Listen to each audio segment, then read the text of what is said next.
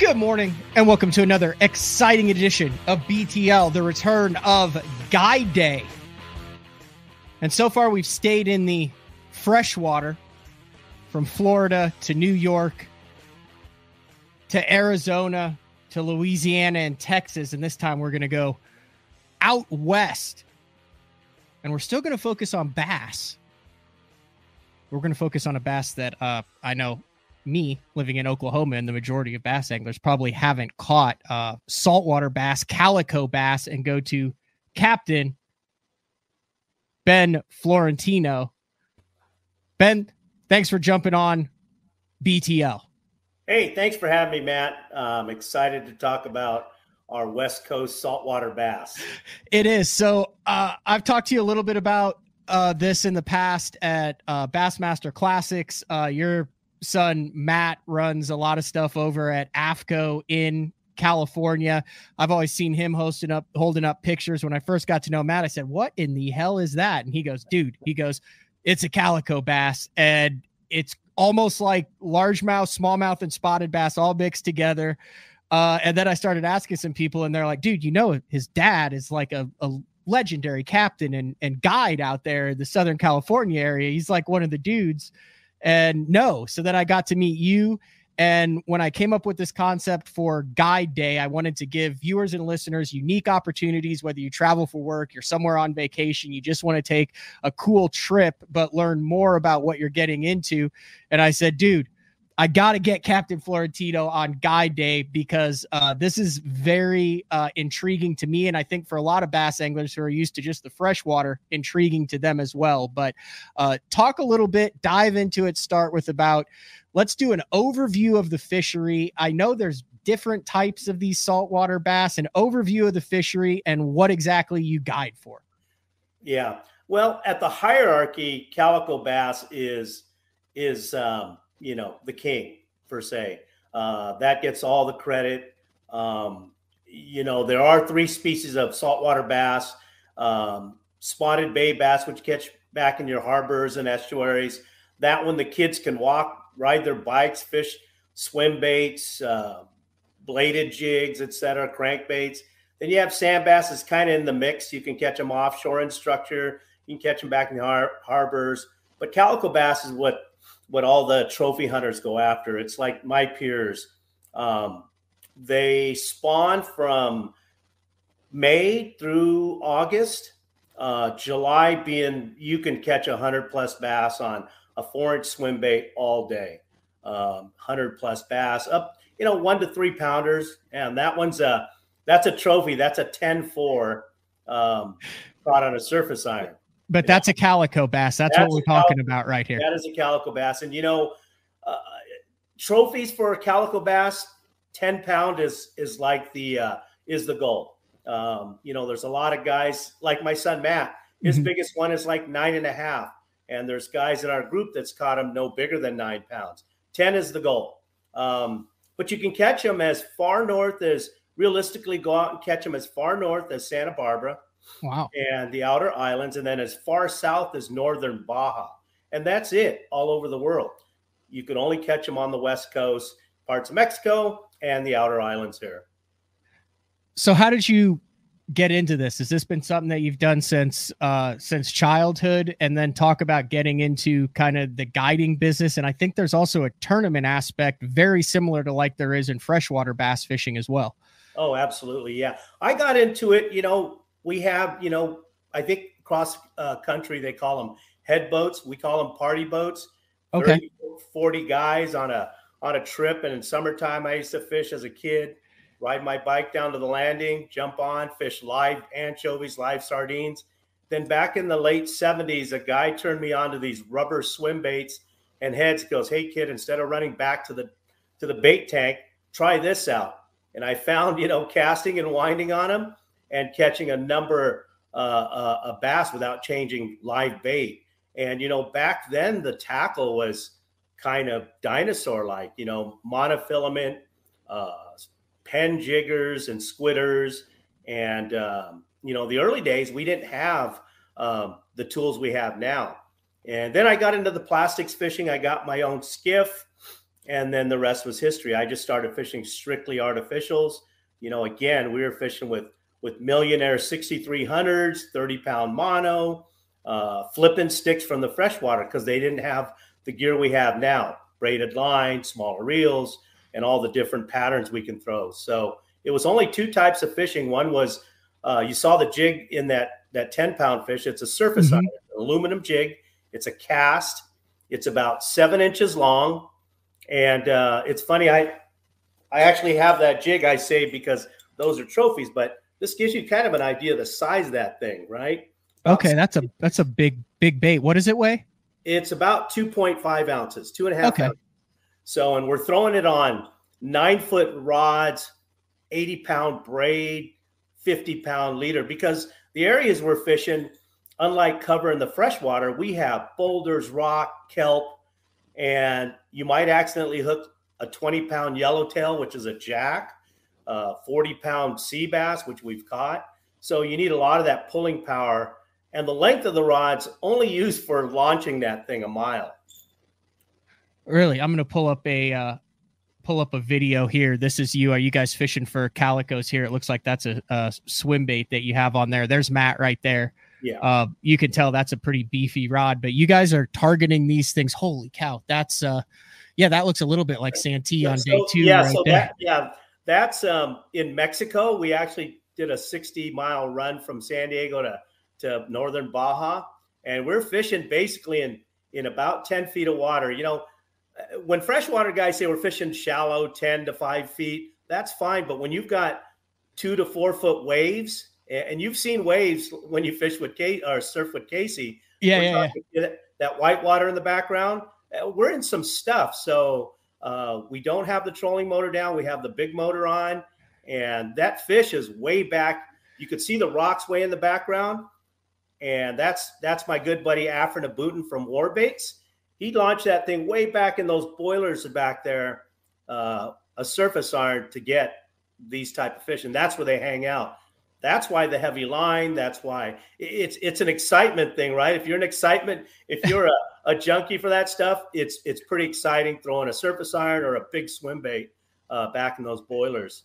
All right, so this reminds me of let's say a mixture of big swim baiting for bass with musky fishing mixed into it with the element of adventure as far as kind of being in the saltwater and the surf. So like you're talking an adrenaline rush. Oh, absolutely. When you get absolutely up on these things. So it's much more, I guess I would say, adrenaline driven than bass fishing in freshwater, where you can have some adrenaline, but you're talking like a lot of long periods of, and especially if you throw a Carolina rig or something. This is all kind of hand-to-hand combat and really cool visual and audio. You got the waves crashing and all this stuff, and that's right.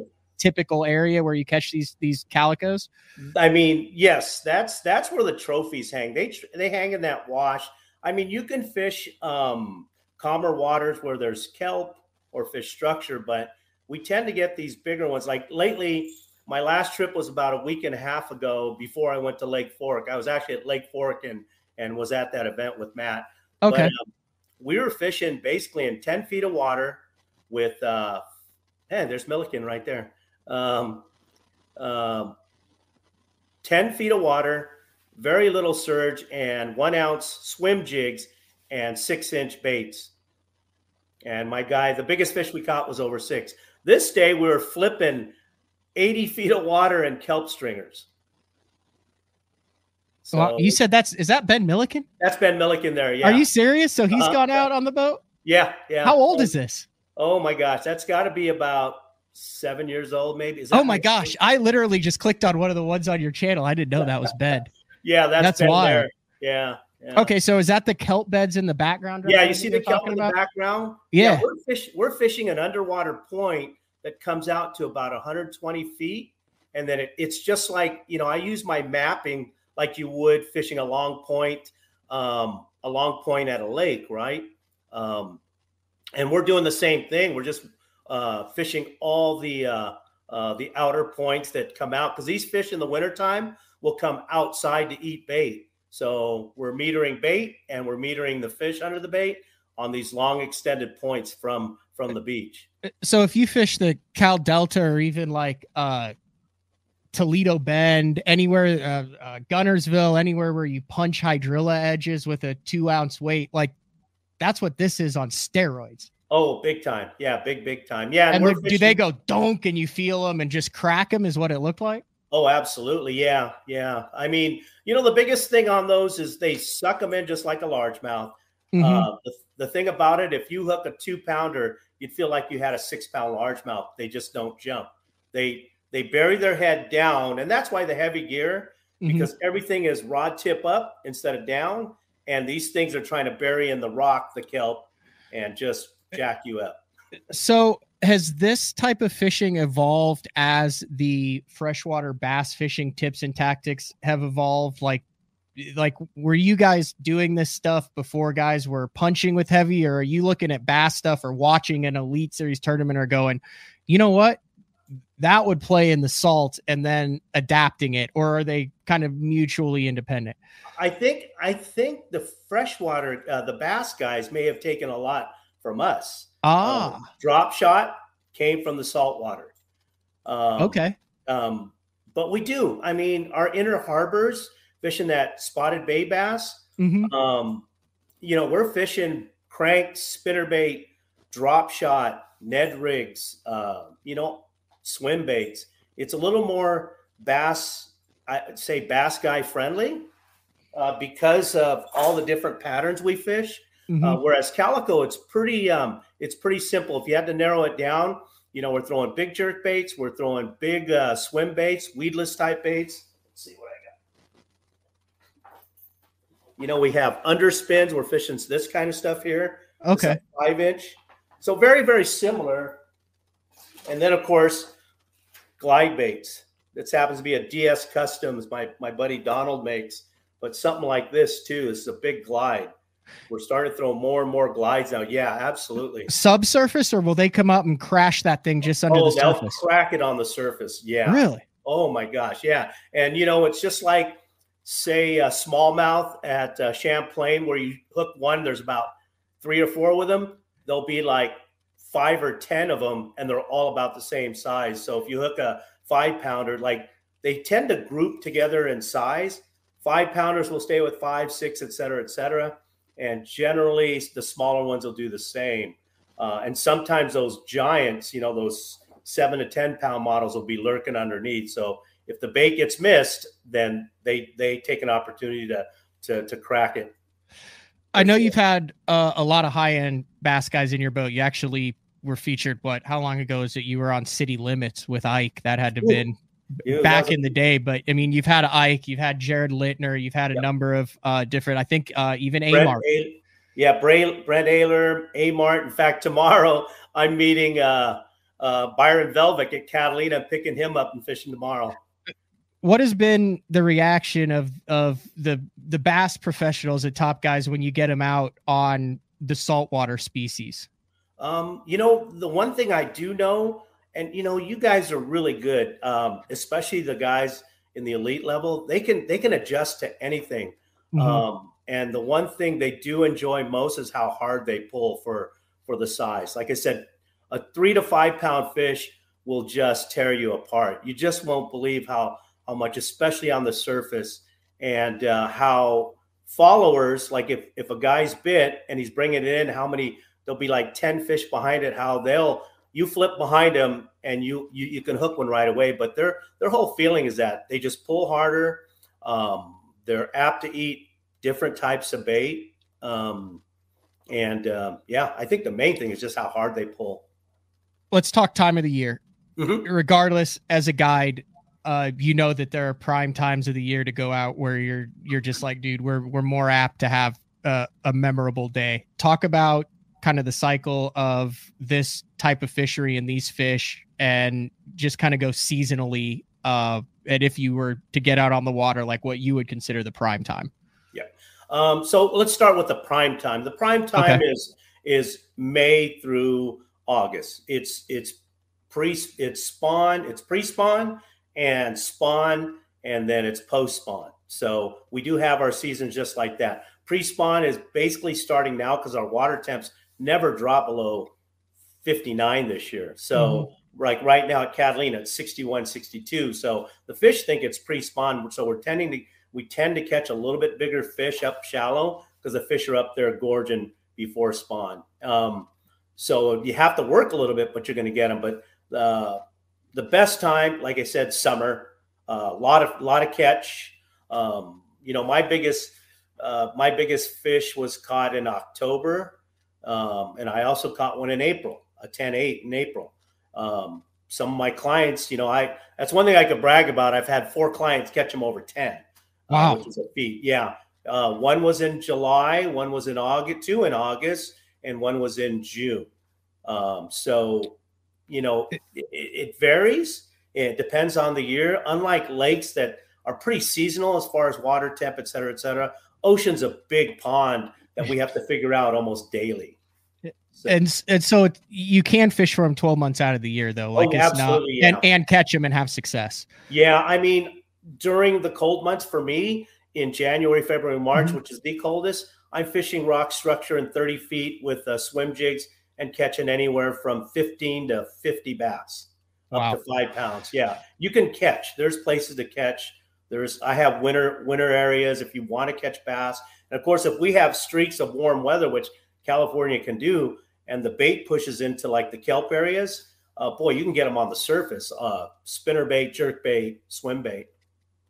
And is this a deal where you could have a guy who's a bass fisherman who comes in and just does one day, or is this a multi-day thing? Like, how far are you running out from the time like you meet your clients or you dump the boat in at the launch ramp to the time you're catching calicos? Because I just think ocean, right? Yeah. So I'm thinking like 3-hour run out to blue water, like no land, but this is not like that.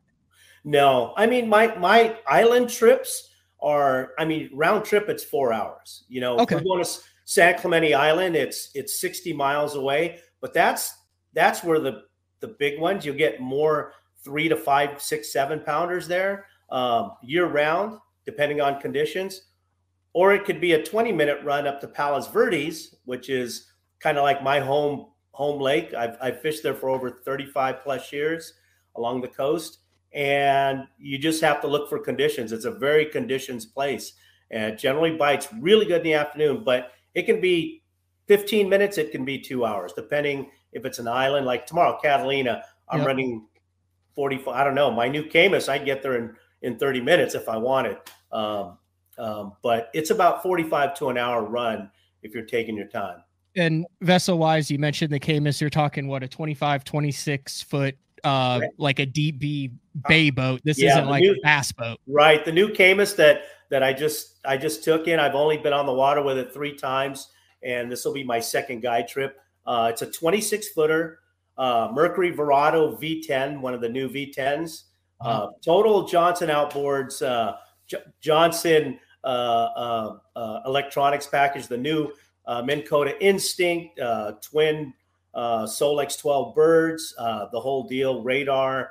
It's built, and I have gear for up to 3 people, 300 size reels, all Shimano. I'm a Shimano pro, so they get some of the best gear. And then spin gear, same thing. It's Sustains, G Loomis's, and then all the lures you want. But yeah, the vehicle I have is basically a overgrown bass boat for sure. And is this something that you think, do you have families ever come on, like guys that bring their kids or, small, or is it more of a kind of, I'm thinking like a Falcon trip where you're like, hey, you're probably kind of out in the middle, or is this a family friendly guide experience? I'm family friendly. I've seen a lot of kids grow up on my trips, Okay. I've got a family that comes out, father, son, daughter. Dad's got a 10-4, son's got one over 8, and his sister's got one over 5. And they've been fishing with me for well over 12 years. So, and then, I get guys that bring their daughters out for like a 3-hour trip. We go out in the middle of summer, go out, hammer them, they catch a bunch and then they're done, type thing. So, How far are you from LA? Like, let's say you're in LA or you have like a full day. Is that doable to do a trip or?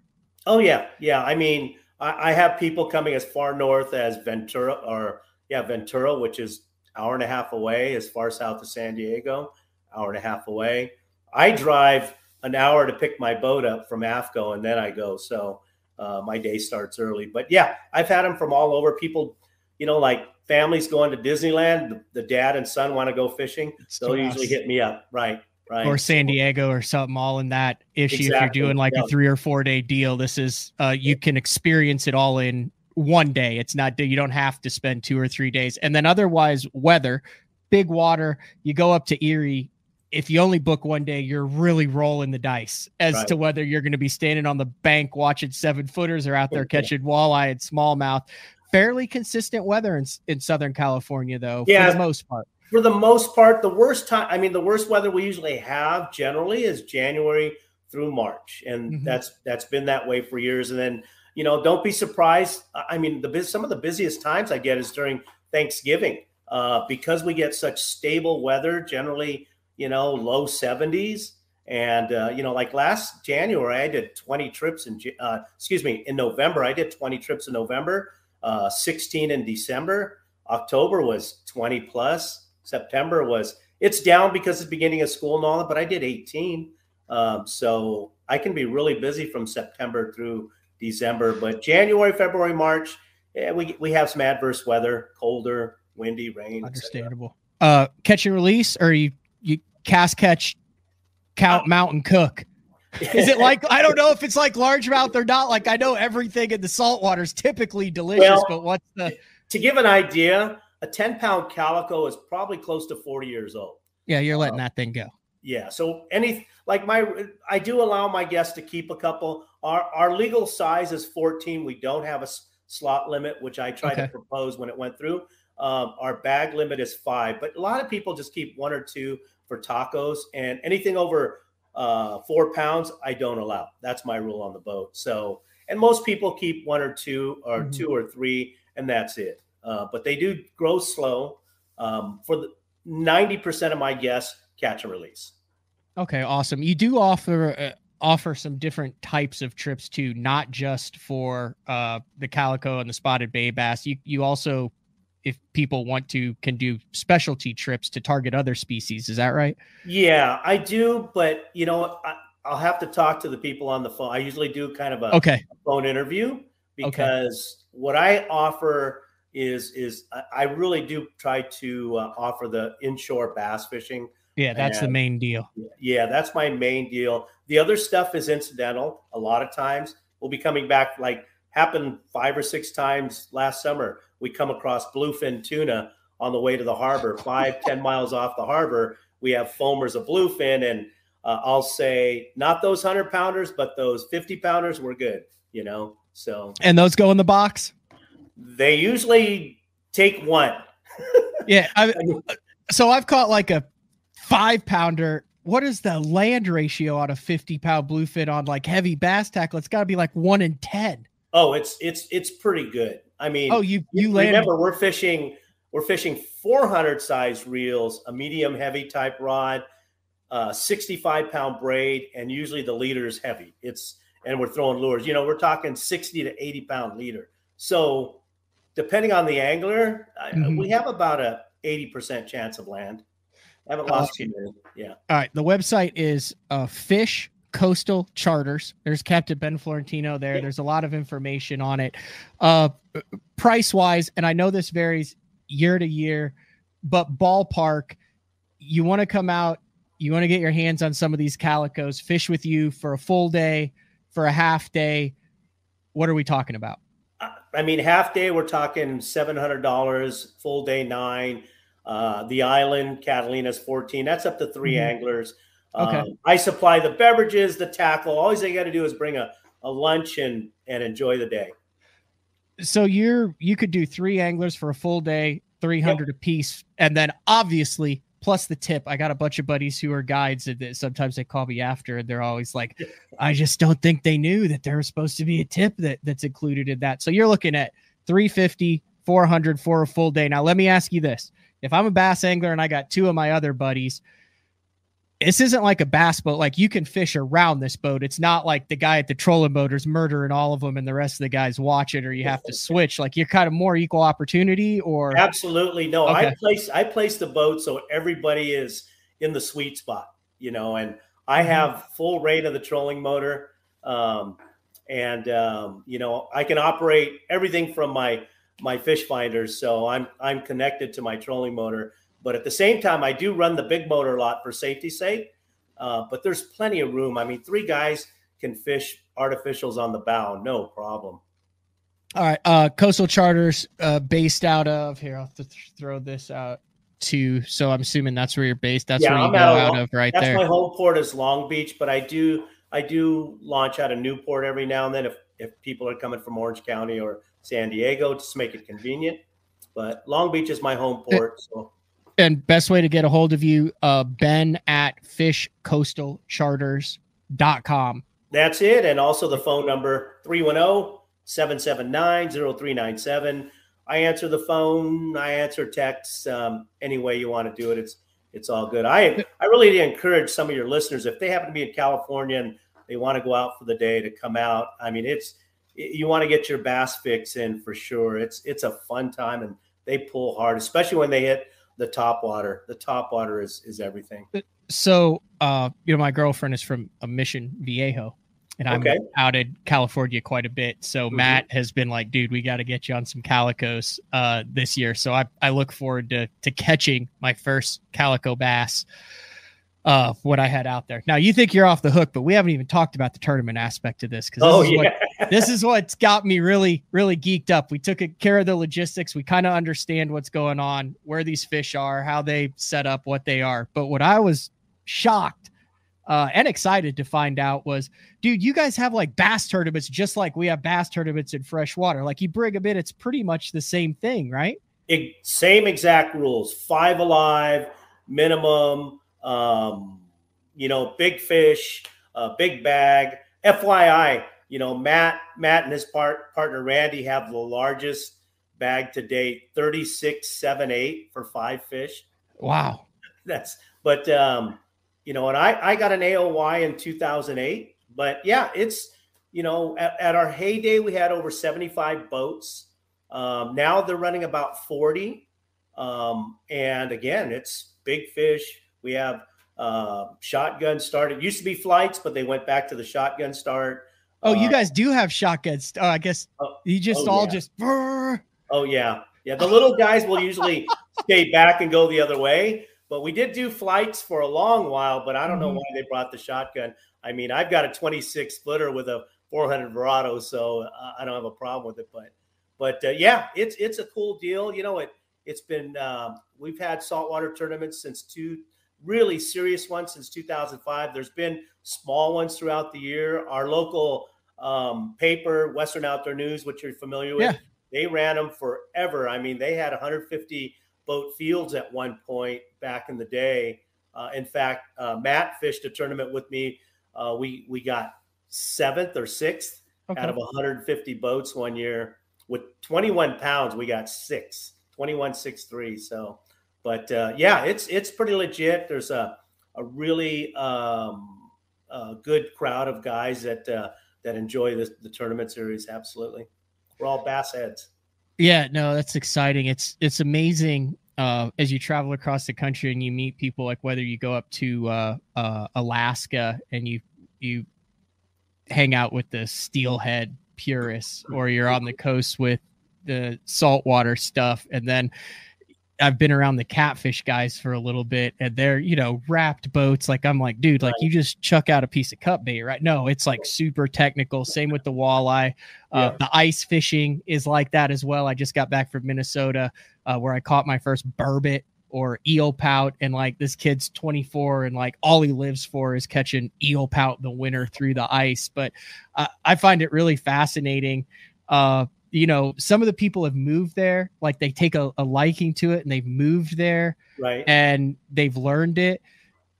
Some of the people were born there. They grew up with it, kind of like what you did. And it was just what was around them. It's just really interesting to learn about the different dynamics. And I think whether you're just looking to enjoy your day on the water, whether you're looking to become a better angler, whether you're looking to have an experience with your buddies or your significant other, or your friends, but instead of doing the same thing over and over, kind of expanding those horizons, getting outside your comfort zone and doing something for the first time in fishing is always exciting. Oh yeah. I tell you, I've had people from Wisconsin that lives, on the Great Lakes that fish smallmouth. They tell me about their 6-7 pounders, and they come out here fishing for calicos, and they just get blown away.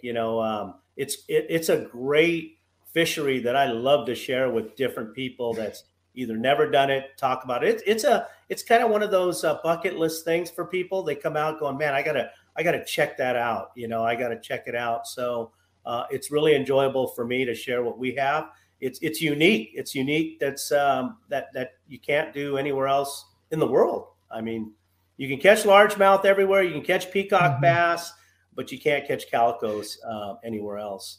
Now, do you guys ever bycatch? So East Coast and Southeast, I'm a big fan of the sheep's head that with the black and white bars with the actual teeth. Now on the West Coast, they have a deal called a sheep's head, but they're black and orange and look totally different. That's on my bucket list as well. Is that something that you guys ever like accidentally catch one of those suckers? We caught in the wintertime. You tend, because you're fishing a lot of structure where they hang out, and we're fishing 2 baits for the bass. And we've accidentally caught like up to 15-pound sheephead. Those are freaking monsters. And they start out, as you know, as female at all pink, and then as they get to male, they turn black, white, and red. So really and then did not know that. Yeah, pretty gnarly fish, and they pull like heck. And we accidentally catch those. I mean, a lot of the bycatch we catch is white sea bass, yellowtail, tuna, halibut. A lot of different things. We're throwing lures that looks like bait. So there you go. Those things are wild. Those things are wild, aren't they? Oh yeah. I mean, they're built for power. I mean, those things are built for power for sure. That's exciting. As far as booking out, are you pretty booked out like weeks, months in advance? If this is something that you want to get in on, spend a day in the Camus with you, to get on it now, to book months in advance, or how are we working on that? July and August tends to book up really quick, because that's a really good month, and I generally will fish Catalina Island. But I have dates available. They can contact me, and I can send them what they have. Summertime, I have a lot of dates available during the week, which I encourage, because the weekends in California can be just like any lake across the country. Oh, really? So the ocean gets crowded? Oh my gosh. No. The ocean does, or the ramp does? Both do. Oh, I never even thought about that. I figured, heck, you're good to go out there. Oh, no, you're not the only one. It gets pretty crowded, especially Catalina, because Catalina in the summer is some of the best fishing, because you can catch numbers, you catch variety, and it's just a gorgeous island to go to. All right. Is this the same Catalina Island from Step Brothers where they had the wine mixer? Oh, yeah. Really? That is like the Catalina Island. Catalina Island. Yeah. And, it's funny because the iconic casino there, everybody wants to take a picture. So I generally will gravitate over there. It goes, this is the backdrop you want. Because that way you can say, God, I was at the effing Catalina wine mixer. Oh my gosh, that's awesome. I talked to Velvic yesterday on the phone. He goes, Ben, I'm standing in front of the effing wine mixer having a Mai Tai. That's very fitting. It is. Yeah. Anything else that I miss in here before I let you go? I've thoroughly enjoyed this. Like I said, I love learning about new stuff. I know we've tried a couple times to get this episode in, and I think that all of the largemouth, smallmouth, and spotted bass anglers from coast to coast are going to be very intrigued with this similar yet incredibly diverse fishery in the salt. Oh, absolutely. And, if our weather gets kind of windy and lumpy outside, we have that whole inner harbor where we can fish spotted bay bass or sand bass that get, I had Martin Truex Jr. out We had really bad weather to go to Cat. We fished the inner harbor with A-rigs. He caught a sand bass over 7 pounds. And then we caught a bunch of 3 to 5s, and he was just blown away that we're, around all these containers and container ships, and we're smoking, we were just smoking them that day. So, but I mean, I just encourage, if you're out in California, you have a half day or a full day to come out fishing, come out and check it out. Or, hey, feel free to call me if you're interested. Maybe not this year, maybe the following year, maybe in the fall, you're going to visit people out for Christmas, whatever it may be. Give me a call, ask me any questions about our fishery, tackle, etc. I love to share what we have. I will say this also. I've spent quite a bit of time out in that Southern California area now over the past, 8, 9, 10 months. And I have been shocked at how cool it is, how relaxing and laid back it is between the beaches. If you want to do the touristy sightseeing stuff, you can. There's a lot of really cool, pristine beaches that aren't crowded between all the boardwalks and the piers and the places to eat. Traffic can kind of stink, but it is such a cool place to kind of unwind, relax, quality food, really laid back, which when you think of that LA to Southern California, like I said, for an Oklahoma guy or a guy who grew up in Illinois, it's such a cool, much cooler place than I envisioned in my head before I'd gone out and actually experienced it. Yeah, it's, and I said the same thing about Texas when I was out there for the work event. People are just so nice. I mean, unbelievably nice. Yes, ma'am, y'all. Yes, sir. Yeah. And, when I was at that event at Lake Fork, boy, I was just. You're in the heart of Texas there. Oh my gosh, yeah, just some friendly people, and we really do. I mean, that's why we stay, and that's what our fishery is. What really keeps us going, and I don't think it gets talked about enough. They talk about the tuna thing that's been going on for the last 10 years, but we've had calico bass since I was a kid. So I just think that only the hardcore guys do it, and we try to share it just because it's a special deal out here. One more question. Would you consider it a stable fishery? Like, does it have its ebbs and flows, or is it a very stable fishery as far as quality and numbers? I mean, for the numbers that I've seen, it looks really good. The spawn's been good. I haven't seen as many, like for example, last year, the biggest fish I caught was 7. Okay. Every year I tend to get one about like 9.